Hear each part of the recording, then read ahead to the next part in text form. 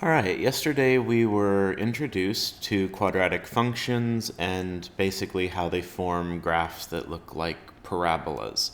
So it's a graph that goes one direction, turns around, and goes back the other way. It can either be a U shape or like an N shape. So basically like it can curve up or it can curve down, and we'll learn more about why those happen and basically just the shape of them overall. Today we're going to talk about a way of writing them called intercept form and how the intercepts form what we call linear factors. So as we go through this, it'll become clear what that means. So we're going to start off as a reminder of yesterday with this function y equals x squared minus 4x plus 3. And we're going to complete this table and do a graph and try to draw a parabola, which I struggle with, but we'll do our best. So if we plug in 0, this equation right here is in what's called standard form. So standard form, we'll hear a lot about standard. And it looks like ax squared plus bx plus c equals y. I guess I could have put y equals for a function, but that works. So ax squared plus bx plus c. And we recognize that as having an x squared term, an x term, and a constant term. So the thing with this one that we can find really easily is our y-intercept. Notice that when we plug in 0 for x, 0 squared becomes 0. So we get y equals 0 squared minus 4 times 0, which is also 0, plus 3. So this is a lot like slope-intercept form is for linear, where we do y equals mx plus b, and that b is immediately apparent as our y-intercept. So in standard form, this c is our y-intercept. So we can see that when we plug in 0, y becomes 3, and that becomes a point that we can graph right here. If we plug in 1 for x, we get y equals 1 squared minus 4 times 1 plus 3. So that's 1 squared is still 1, minus 4 is negative 3, plus 3, we get 0. Then if we plug in 2, I'm going to speed it up a little. We get 2 squared is 4, minus 8 is negative 4, plus 3 is negative 1. If we plug in 3, we get 9 minus 12. That's negative 3, plus 3 is 0 again. And if we plug in 4, we get 16 minus 16 plus 3. So that's 0 plus 3 gives us a total of 3. Now, you may notice that these values are kind of like repeating, right? We saw 3, 0, negative 1, then we went back to 0, and then 3 again. So let's graph all of these, see what they look like. So at 1, we're at 0, so that's our 1, 0 point. At 2, we're at negative 1. At 3, we're at 0 again. And at 4, we're back up to 3. So you can see just from these dots that we're starting to form this kind of U shape.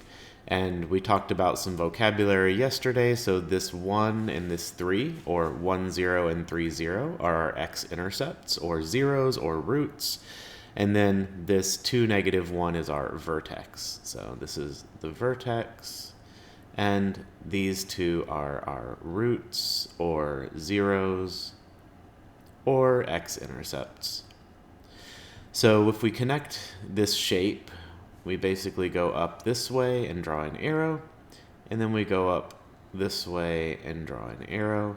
The more points we add, the kind of cleaner the shape gets, but it's kind of hard to draw parabolas well. We just do our best and try to make a nice smooth curve with arrows at the end, but it's not quite so easy as linear, where we just take a straight edge or a ruler or our ID and we can draw a nice perfectly straight line. This one is a little more of a skill of just being able to draw a nice smooth curve. But yeah, that's what our parabolas look like from what we did yesterday. So, part B I forgot was this. Give the coordinates of those things. So we just identified them on our graph. The one we didn't label here was the y-intercept. So our vertex was at 2, negative 1. So as an ordered pair, it'll look like that. Our y-intercept was at 0, 3. So again, that was our c value from our equation. And then our x-intercepts, we have two of them because we cross the x-axis on the way down and then on the way back up. So we get 1, 0, and we get 3, 0. So these x-intercepts lead us into today's topic, or the main part of the topic, which is called intercept form. So scrolling, we have this equation that was written in standard form. We just talked about that. We can also write it in a different form, which would be y equals x minus 3 times x minus 1. This is an equivalent expression or equivalent equation to this one in standard form. And think about if we took this and multiplied it out, we could use our area model that we've been practicing. And if we do x minus 3 and x minus 1, we would get x squared minus x minus 3x and plus 3. I don't know why I put a plus, but 3. So when we collect our like terms, we get x squared minus 4x plus 3. So this is kind of the reverse of multiplying, and this is a process called factoring.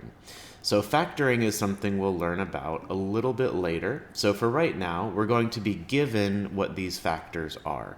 So x minus 3 and x minus 1 are called the linear factors of this equation.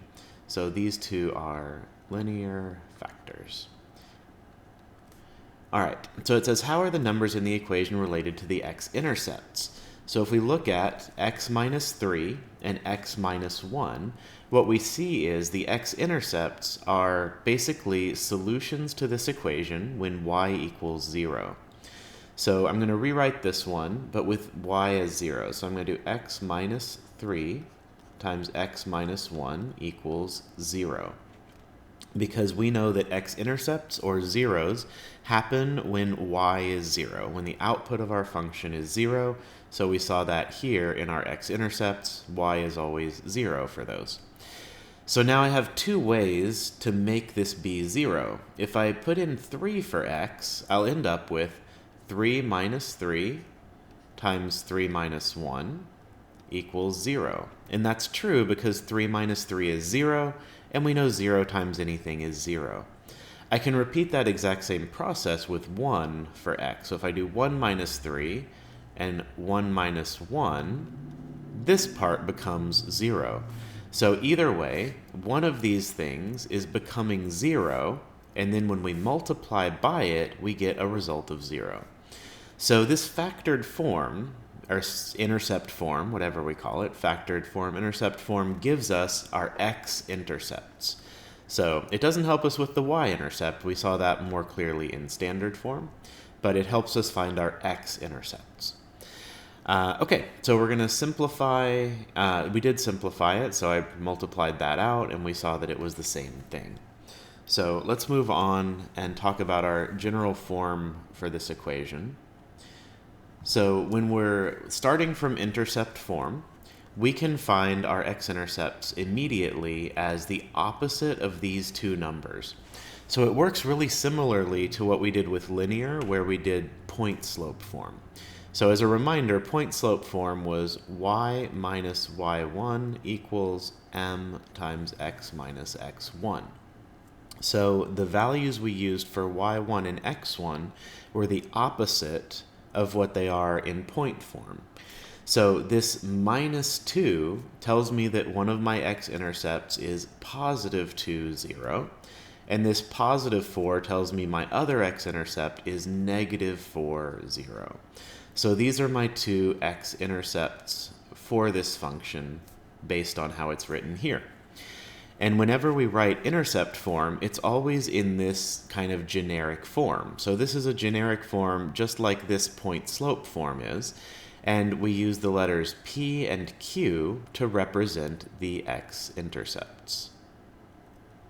And since we are subtracting them, the number you see in these factors is always the opposite of the actual intercepts. So using the two factors, we can think of these as linear equations. So we have y equals a times x minus p times x minus q. So if we split this out and look at just this x minus p, think of it as y equals x minus p. That looks a lot like the equation of a line, like y equals mx plus b. So this one also looks like a linear equation, y equals x minus q. And the reason that is because a quadratic function is basically the product of two linear functions. So here we have y equals x minus 2 and y equals x plus 4. And what we want to do is we're going to graph both of those. I'm going to graph them here as well as over on the calculator so that we can see what it looks like. So y equals x minus 2, if we're graphing just the separate equations, this linear equation, y equals x minus 2, my intercept is at negative 2, and my slope is positive 1. So I'm going to make a few more points along the line here. And it's always tough to draw straight on the computer screen, but I'll do my best. So we have something kind of like that. And then let's use a different color for our other one. So we'll draw the second one as y equals x plus 4. So our y-intercept here is 4. Again, our slope is going to be positive 1. So we're going to go positive 1 like that, and then back that way.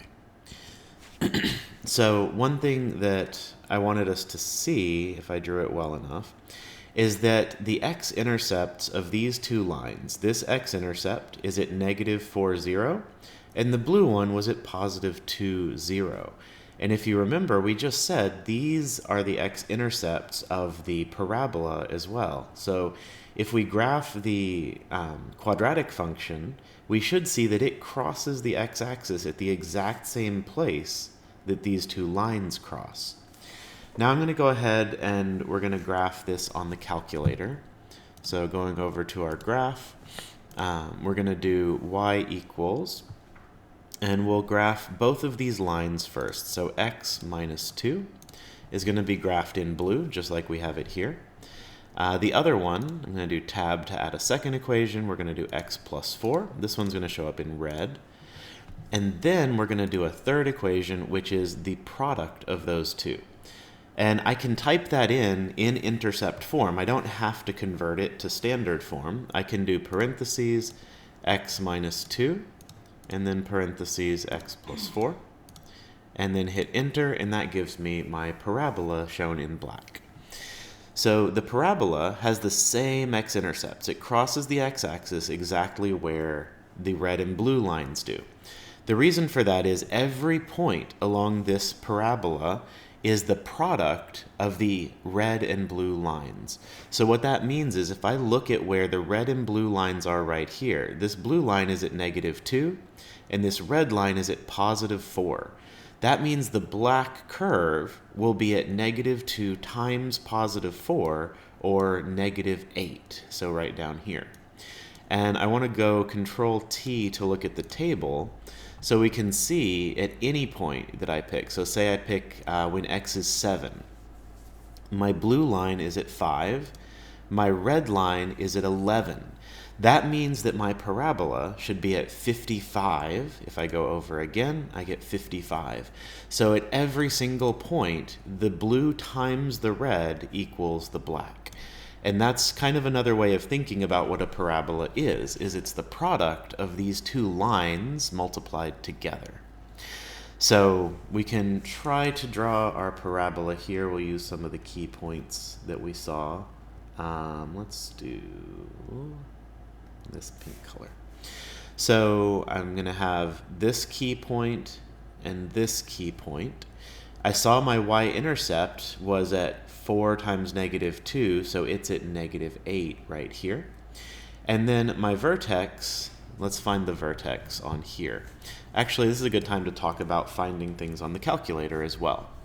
So if we go to Menu and we go to Analyze Graph, we can find some key points like zeros, or x-intercepts, or a minimum or maximum, which is going to find our vertex. This vertex is a minimum because it's a lowest point, so I'm going to pick minimum. And then on your calculator, you would use this little mouse cursor to swipe over to the left and click over here. Oh, I have to pick which graph because I have 3 graphs, sorry. So first question is, I have to pick the black graph because that's what I want to find the minimum of. Then you'll swipe with the little swiper and click to the left of the minimum anywhere, so just somewhere over here, and you'll click it in. And then swipe over to the right, and once you pass the minimum, notice that it's going to put that point on the graph, and if you click again, it'll lock that in. And it tells us the minimum is at -1, -9. So that's the lowest value it ever is before it turns around and goes the other way. So -1, -9, and now with these points, I can kind of draw the rough shape of my parabola. I'm going to go ahead and add a point here, because I know that my vertex sits on a line of symmetry.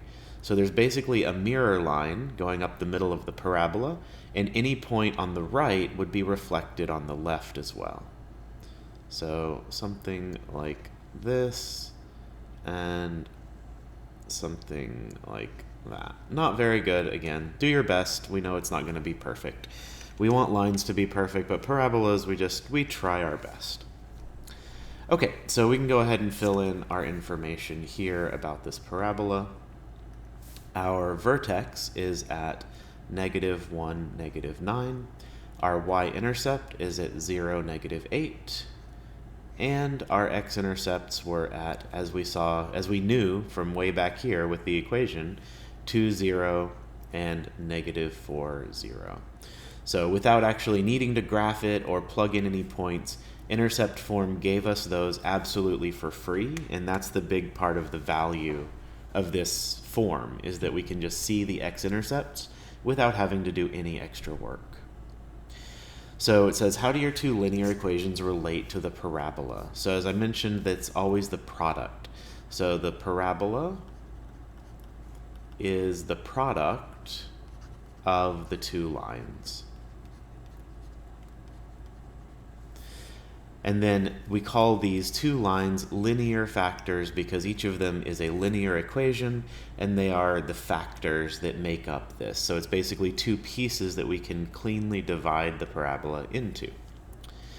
It says, how is the x-coordinate of the vertex related to the x-intercepts? So that's a really good thing for us to look at. We saw that one x-intercept was -4, wow, it was poorly written, -4, 0. The other one was at +2, 0. And then in between them, right here, was our vertex at -1, -9. So a thing that's really important there is it's halfway between these two x values. So we had -4, -1, and 2. So that's +3 and +3. You could also think of this as being the average of the two x-intercepts. So if I took my -4 plus 2 and divide by 2, that's how we find an average. We basically add the two things and divide by 2. That would give us 2 over 2, which is 1.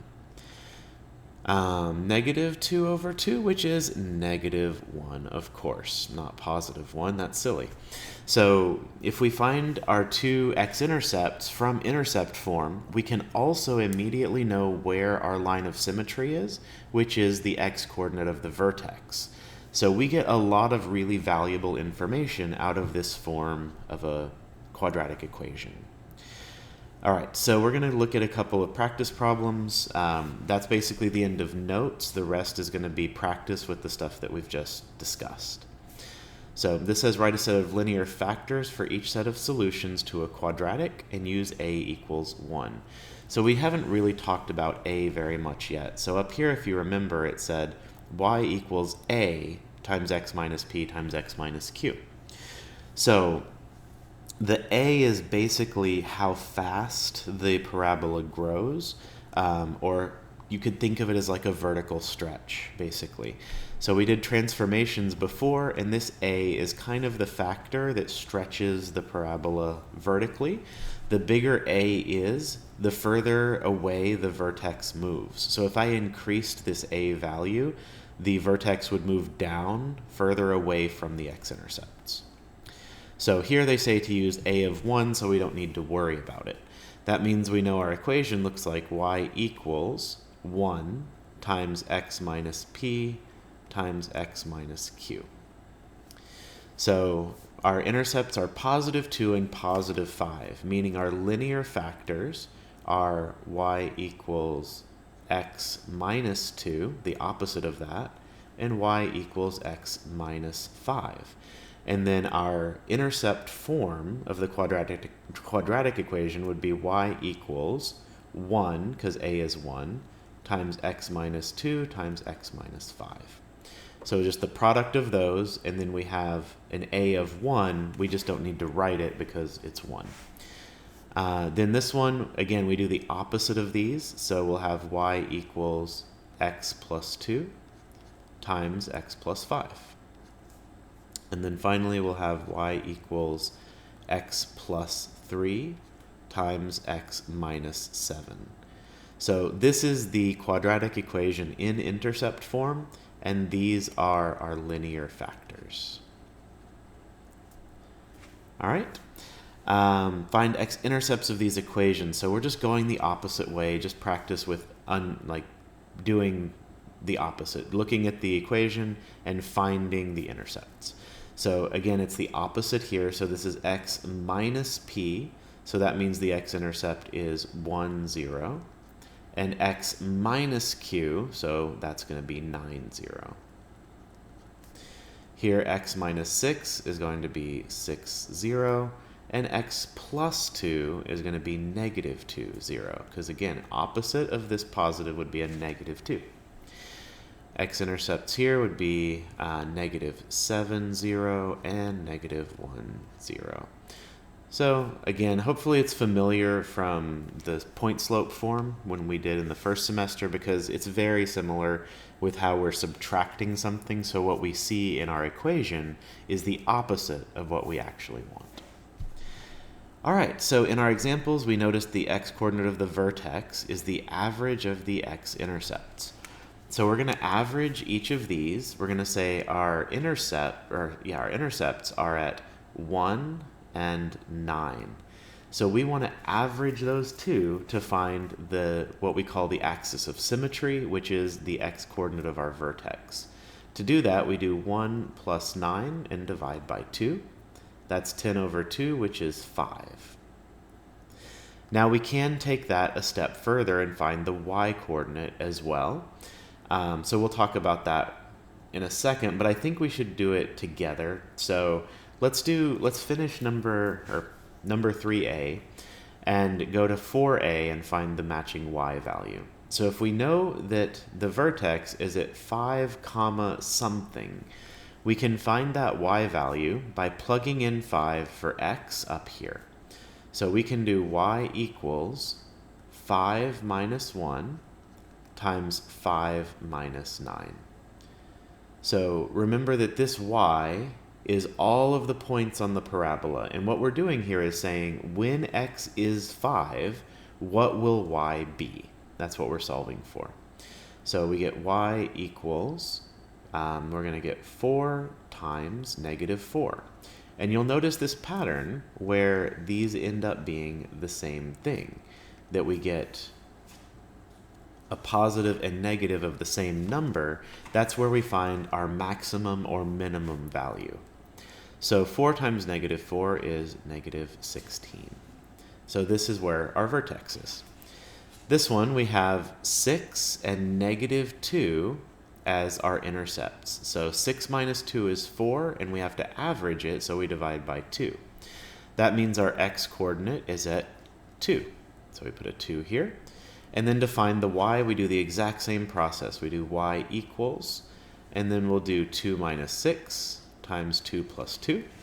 So that's negative 4 and positive 4. We get negative 16. All right, C, we're going to have an intercept of negative 7 and negative 1. We average those. That's negative 8 over 2. So our x is negative 4. And then we'll plug that in, y equals negative 4 plus 7 times negative 4 plus 1. That gives us 3, excuse me, and negative 3. So y equals 3 times negative 3. So we get negative 9. So that's pretty much how we can find a lot of key information. So the x-intercepts and the vertex are some of the most important things that we can find about a parabola. Another important one is the y-intercept. And the y-intercept is just what would be the c term if we multiplied this out. So let's look at on 5a, multiplying out this one, and do y equals, and we'll do y equals x minus 1 times x minus 9. And we could do the little boxes or just distribute and get our terms as x squared minus 9x minus x plus 9. When we combine that, we get x squared minus 10x plus 9. That's our standard form equation, and we talked about above that this is our y-intercept, this c or constant part of the standard form. But notice that it's only the part with no x's. It's the constant times the constant. So when I have this set up, I don't need to multiply everything out. I just need to do -1 times -9 to find out that my y-intercept is at 0, positive 9. Here, -6 times 2 is going to be 0, -12. And of course, I could multiply it out and get the full standard form equation. There's certainly times that that would be useful to do that. But if we only care about finding the y-intercept, and we've already found the x-intercept and the vertex, all we need to do is multiply here 7 times 1. We get 0, 7 as our y-intercept. So that covers how we can find all of our key points. And then here we're talking about graphing the ones from above. So these are the same things with the key points that we located, and then you can draw a sketch of the graph of it. You can use the calculator to check it. You don't always need to graph the red and blue lines like I did here. You just need to graph the parabola and make sure that it matches up with those points. Just as an example for A, let's go ahead and clear our graph. We'll just go to a graph document. So we're going to graph y equals x minus 1 times x minus 9 and check that we found all of the right points up above. So we said that our x-intercepts were 1, 0, and 9, 0. That was in 2a. So looking here, if I can't tell for sure, I can go to Menu, Analyze Graph, 0. If I click to the left of my 0 and then to the right, it says 1, 0. And I can repeat that. You can only find 1, 0 at a time. You can't find both. But if I repeat that here, I get 9, 0. So that matches. The next thing we wanted to find was our vertex. So if I scroll down, or we could zoom out, so I could do Menu, Zoom, Fit, to see a zoomed out version. It kind of stretched it out, but that's fine. So we're going to go to Analyze Graph and find our minimum, since it has a minimum value. I'll click somewhere to the left and to the right. It says the minimum is at 5, -16, which is exactly what we found here in 4a. And then lastly, we want to check our y-intercept. It was at 0, 9. The easiest way to check the y-intercept is to go to the table and scroll up to where x equals 0 and look for the corresponding y value. So we get 0, 9 matches what we got here. So this is just confirming with a graph that all of these calculations and things that we got from the equation do match up with the picture if we draw it. But we really don't need to draw the picture. We can get all of these key pieces of information just algebraically, just from starting off in this intercept form. We really easily get all of that key information about our graph. So there's some homework practice to do, but that covers all of the notes and in-class practice. Hopefully you understand that, and you can replicate what we did here with these problems.